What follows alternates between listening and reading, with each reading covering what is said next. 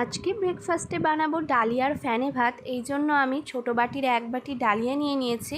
প্রথমে পরিষ্কার জলে ভালো করে ডালিয়াটা ধুয়ে নিচ্ছি। এবার ডালিয়াটা সিদ্ধ করব, সেজন্য একটা বড় বাটিতে বেশ খানিকটা জল আমি নিয়ে নিচ্ছি। জলটা একটু গরম হলে ধুয়ে রাখা ডালিয়াগুলো এর মধ্যে দিয়ে দেব। দুটো চেরা কাঁচা লঙ্কা দিয়ে দিচ্ছি।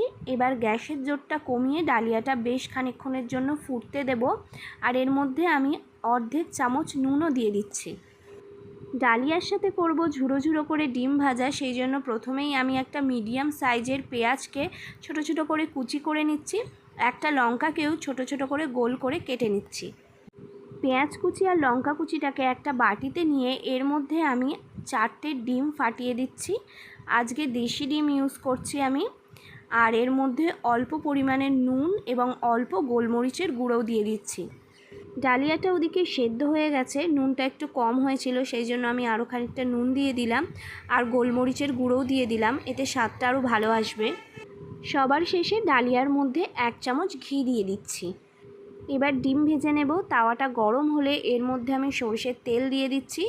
তেলটা একটু গরম হলে সেই ফাটানো ডিমগুলো এর মধ্যে দিয়ে দিচ্ছি। এবার হাতা বা খুন্তির সাহায্যে ডিমটা ভালো করে ঘেঁটে দিতে হবে। ডিমের অমলেট বা পোচের থেকে এই ঝুড়ো ঝুড়ো করে ডিম ভাজাটা আমার খেতে কিন্তু বেশি ভালো লাগে। আজকের ব্রেকফাস্ট রেডি হয়ে গেছে। ভিডিওটা যদি তোমাদের ভালো লেগে থাকে অবশ্যই লাইক শেয়ার করে দিও আর চ্যানেলটাকে সাবস্ক্রাইব করো। বাই।